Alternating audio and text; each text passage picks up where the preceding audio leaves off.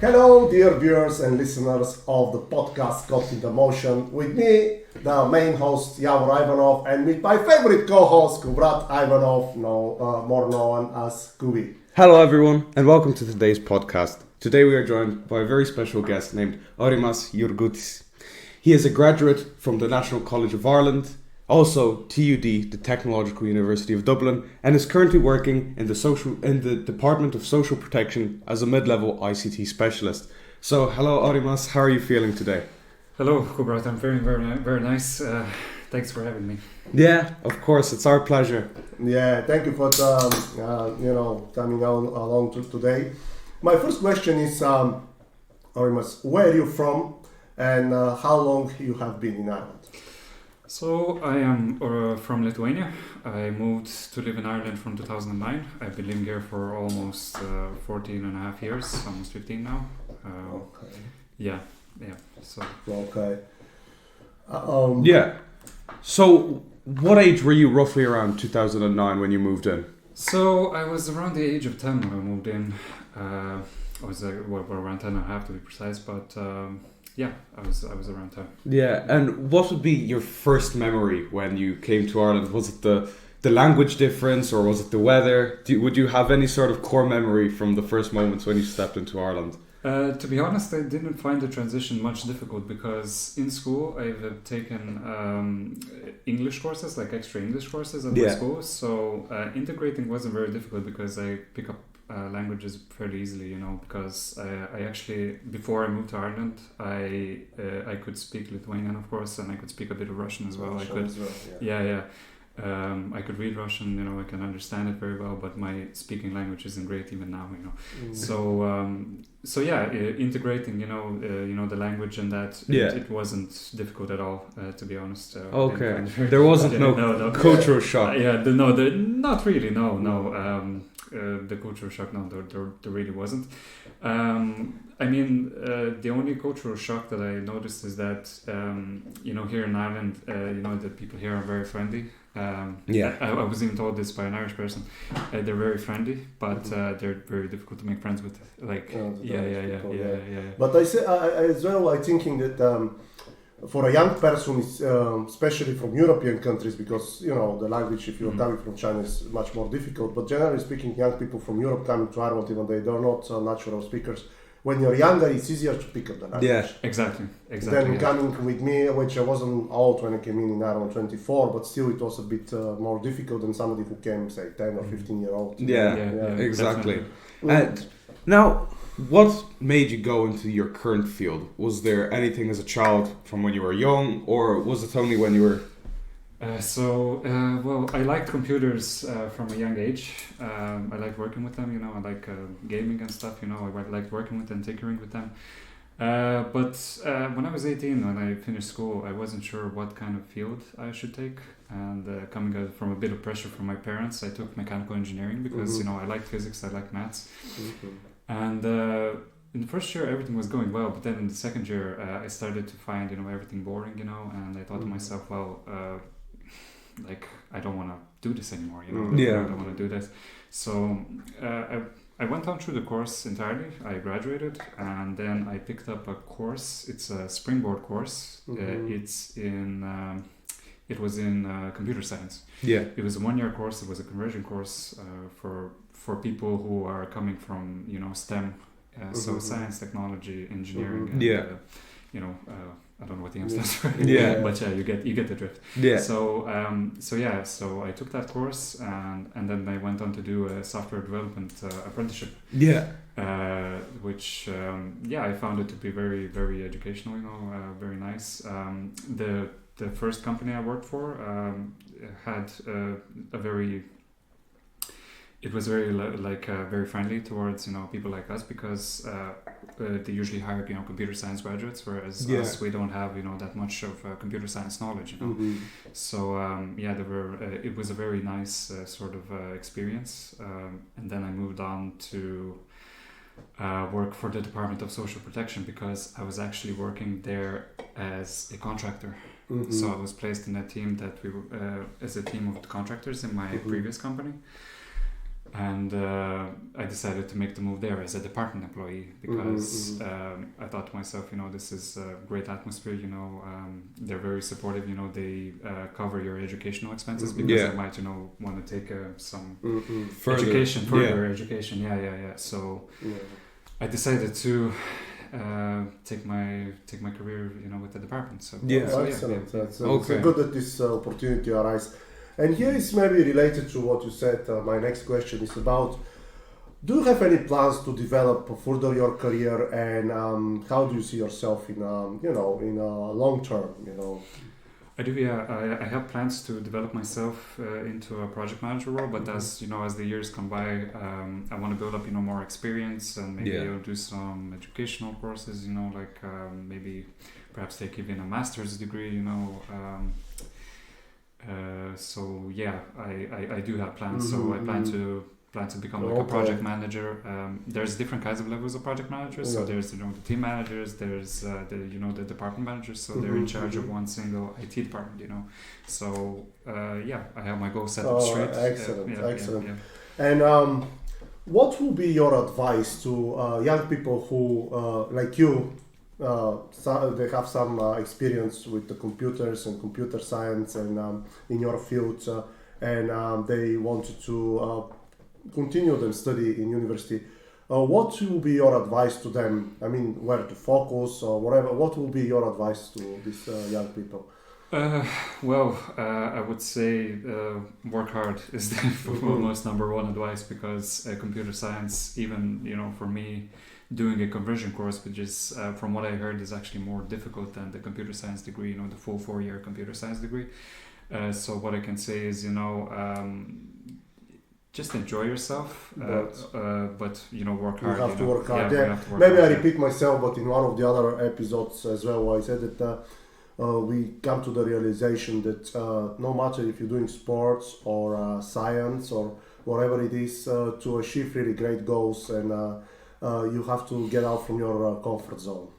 I mean, you're enjoying it, but also sometimes you have to push yourself to study more and work harder to achieve the goals. Exactly, yeah. Like computer science is a broad array of subjects. It's a broad array. Like they teach you programming. They teach you about computer hardware. How computers work. There's a wide array of subjects, and I can guarantee you that you're probably not gonna like every single one of them. Of course. So what I can say is. Just do good in the subjects that you like, develop and keep going on, and the previous guest was IT as well, but he was focusing on computer applications. So he, our friend Kellyan, he was focusing on that area of the computer science. So it's fit what you saying now, that you have to focus on exactly this part of. For example, in the computer science, to develop there, you can't just go everywhere and bother, or you can't really, it will be impossible. But it's also one of those careers that you have to go into only if you like it, because it's not one of those jobs where you can push through and you're in the middle, like, I'll work. Yeah. It's a lot of material, it's a lot of learning, and you have to really like it. I guess like history in some aspects. If you don't like reading books, well, it's not the subject. You're not going to do well. Yeah, exactly. So kind of shifting the momentum, what would be the one thing that you miss the most from Lithuania? The weather. Definitely the weather, yeah. I don't want to sag on Ireland's weather, of course. But the Lithuanian weather is much, much better. I definitely miss the weather. We usually have winters with full of snow, and we have very warm winters as well, like reaching up to 30 degrees. So I would say the weather probably would be the most the best thing that I miss, the weather, definitely. And as a historian, I can't stop myself to say one very important historical fact, which is linked between Lithuania and Bulgaria. One Lithuanian king, great king, Vladislav III Jagellov, died from our freedom in Varna. That's why it's called Vladislav Varnechik. Great king, and the Bulgarian people haven't forgot that he sacrificed his life and his troops for trying free in gas. So I don't know if you thought of that, but there is a connection between Bulgaria and Lithuania, even though the two countries look very far, both in the Eastern Europe, but very far from each other. So. Yeah, I didn't know that fact until recently. Actually, I was reading more about Lithuanian and Bulgarian history, and I saw this Battle of Varna. It was a large coalition fighting against the Ottoman Empire. Yeah, but the leader was a Lithuanian man, the supreme leader, the whole. Okay. Yeah, that's very interesting. Yeah.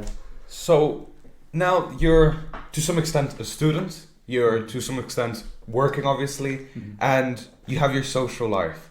The combination of the all three, how would you balance the three of them? Well, there's actually a triangle based on this, and you can only pick two, okay? Two things. So it's either, getting some sleep, having a good social life, and having good grades. But you can only pick three. Two. Yeah.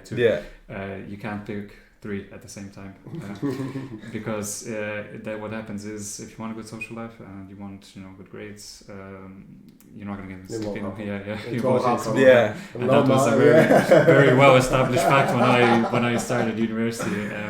That really reflected on me. So you kind of have to keep a balance, but it's almost impossible to keep that balance. And you have to sacrifice the pleasure to develop the career. Exactly. If you want to develop a career, forget about partying. Exactly. But even yesterday, my father and I were speaking about this, that it's this sort of imbalance that will take you far rather than a perfect balance. Because I'm starting to believe that when you've made those choices and you've chosen your priorities, you'll never really have a perfectly balanced schedule to where everything will be 50-50 or 30-30 and it just can't run smoothly.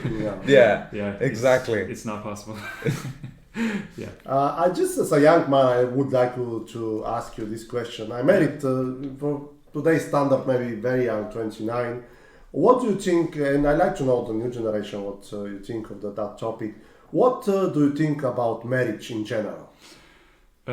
Marriage these days, living in this time can be very expensive, or just having a partner in general, I don't myself have a partner, so I can't really, put a very valid opinion, but from what I heard, it can be a very expensive ordeal, especially here in Ireland, but there's a lot of benefits with having a partner here in Ireland, It's easier to, say, for example, get a mortgage because you have two sources of income,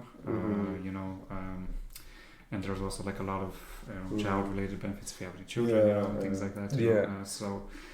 That's the financial part. But what do you think in because a lot of people in general as a symbolic union between a man and a woman? What do you think? Do you think in financial part, how you pointed out, is important. If you're married, you have more benefits than if you're not. But what do you think the moral part, which is for you, it's old-fashioned to get married, or is something that I definitely don't think it's old-fashioned. The tradition has gone on for thousands of years, and it's gonna keep going. And I really don't think it's gonna die out any soon. Marriage is a choice, Some people, want to get married. Some people don't want to get married. It just comes down to a choice. If at the end of the day, I share your opinion, and I am married, obviously, but and it's approved by the scientists, the social scientists, and all scientists that community and a country that has more families, stable families, which are no broken families, marriages and kids. It benefits the whole state benefits because the children are brought a better way. Have a discipline. It's no this confusion. Where is my dad? Where is my mom? So so I think it's. I share your opinion. I think it's also it's good for the society to have more stable families. I think it's all beneficial to everybody, to be honest with you, in my opinion, humble. Especially in this day and age, because especially in the Western world and in the worst case scenario, Japan, there's a very big demographic crisis, and it will make our lives very, very also better, also in Europe, only Ireland is a positive growth of population. The rest of Europe, Italy, the big and the small countries, Germany, Italy, Spain, they're all declining in population. Bulgaria, Romania also, I guess probably Lithuania as well, yes. Because now people don't marry. There's many factors to contribute to this negativity, but I think a few of them is because they don't marry. They want to live their lives, have good time, leave it for late, or they don't marry at all, maybe have only one child. In Bulgaria now, very seldom you see families with 2 children. And my mother is coming from a family with 8. So my father got 2, but at least 2, you know. And nowadays, people don't, some young family, one of our guests share Professor Dylan Connor. He said that he was in a wedding and married couple, 3 of them said that we don't want to have children. We want to have a good time in ourselves, and that's it. So there is many things to contribute, but Yeah, and I think it comes down to increasing industrialization and urbanization, because people work high or big our jobs, and the urbanization, they have to pay their bills and pay their rents, that they just financial side as well can't afford to have kids, and also the crashes are very expensive, and when the child is sick, especially in Ireland, you can't bring the child to the crash, so you have to take a day off. But a lot of the private companies, they won't tolerate if you're missing too much work. And when they're small kids, they're getting sick often, unfortunately. I have experience. So, it's hard. You can as well, and that way you can't blame young people who don't want to have children or want to have just one and later in life. But even statistically, in Ireland, so obviously classifying child 0 to 18 to take care of it, on an average cost, average child, we're not saying just going to a private school, things like that, it would take you around 250,000 euros for one child throughout its whole lifetime. So there's roughly guest expenses for when it's sick, a certain percentile, the fees to school, the trips, the food. And you have to account for inflation as well. Exactly. So there was a statistic and a rough guess around in Ireland anyways that it takes for one child to be fully grown out up until the age of 18, it's going to cost 250,000 throughout that course of those 18 years. Yeah, I know. But saying that as well, my grandparents were very poor and they didn't stop them to have 8 children, even though my grandmother, I don't think she wanted to have 8, but my grandfather... I think poverty is a very big factor with having children, because actually I was reading this article, and they were interviewing a woman in an African country, I can't remember which one, and they basically asked her why are you having so many kids, and she said, I'm having kids because because I'm poor. Because I'm poor, and I can get why, because she's having all these children in the hopes that these children will provide for her from when she's old. She's old. So.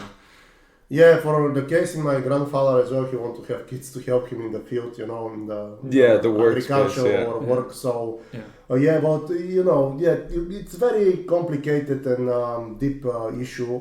But still, I think it's more ability for young people to have kids than the negativities towards it. I think that nowadays it's just overcomplicated. Before they have a child, obviously it's nice to have a plan roughly, can you afford it and things like that. But I believe that, obviously I'm only 16, not a plan anywhere near the future now, thank you. But in general, I think people overthink it sometimes and they stress too much about it. I feel like that pressure is relieved once the child's there and they actually get into the rhythm and the swing of actually having a child in their life. But generally in life, it's good to have a plan. But I mean, if you're overthinking about the future, a lot of times doesn't happen what you really plan. Yeah, when you overthink too far into the future. Yeah, and sometimes going the wrong way or not the way you want it. So that's why I like the saying, we have the pencil, we write our plans with pencil, but the pen is in God's hands. So you never know how it can go, obviously, in general. But for kids, I think with the 2 parents working, for an example, they could easily have a child or 2, and if they want to, obviously. And I don't think that there's anything stopping them, regardless of how much they're making. Now, a bit of a personal question, but what are your dreams in the future? Is it visit a specific country, or would it be more work focused, or? Well, I think we established what my dream is. So my dream is to become a project manager, an IT project manager in the department. I do plan to stay in the department in the long term because their benefits and all the things they provide, the pensions, the things like that.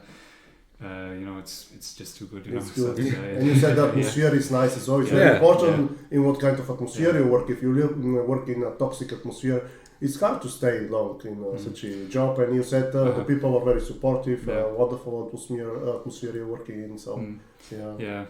Well, get a mortgage is obviously another dream of mine. Especially here in this country, it's quite difficult, especially if you're single. But for my occupation, salaries, a good salary isn't very much of a problem. But so there's that. And in terms of travel, let's say I always wanted to visit Japan. Because Japan is a very unique country. Their technology is amazing. I always wanted to visit Tokyo. Of course. I wanted to stand in that square where there's a lot of those zebra crossings. If you haven't seen on the TVs. At the very center of the city. And as for another travel, I would say I probably want to visit Uzbekistan. Uzbekistan, because they have a lot of history, being on the ancient Silk Road, with China. They have a very rich history.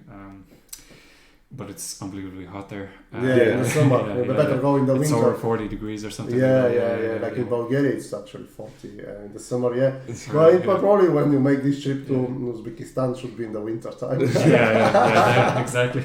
Maybe 20 degrees is bearable. Exactly. It's the smartest thing to do. I also wanted to go to Turkmenistan, but Turkmenistan is kind of like the North Korea of Central Asia. They're very, very restrictive, and it's and also Uzbekistan is very hard. Very restrictive, you can't really get there. To getting a visa is very hard. I think only Russians are eligible to go there for like a work visa or something like that. I guess some places then to visit in Uzbekistan, I always wanted to visit the Aral Sea. The Aral Sea is mostly just evaporated. But I heard that the government are planning to revive it. Somehow. I'm not sure how, but they do have plans to revive it. So I think that's pretty much my travel plans for my life. I think your aunt went to Kazakhstan, which is the closest to this. She went. In the new capital built there. She said it's interesting, but she felt a bit insecure because of the dictatorship there. She said. Okay, and my next question is there a big Lithuanian community now?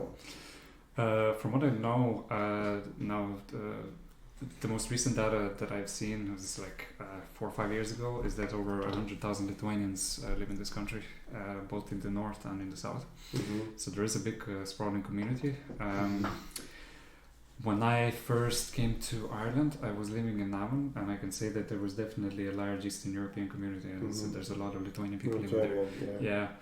And in Drogheda as well, there's a lot of Lithuanians living there, and even in the surrounding area where I live, there's a good bit of Lithuanians living in there. So finding Lithuanians in the whole of Ireland really isn't too hard. You look in the right places. If you look at the local gym, in those kind of places, you will definitely find a Lithuanian. So, would you have places where you could maybe there's a Lithuanian gathering of celebrating traditions and honoring them, or?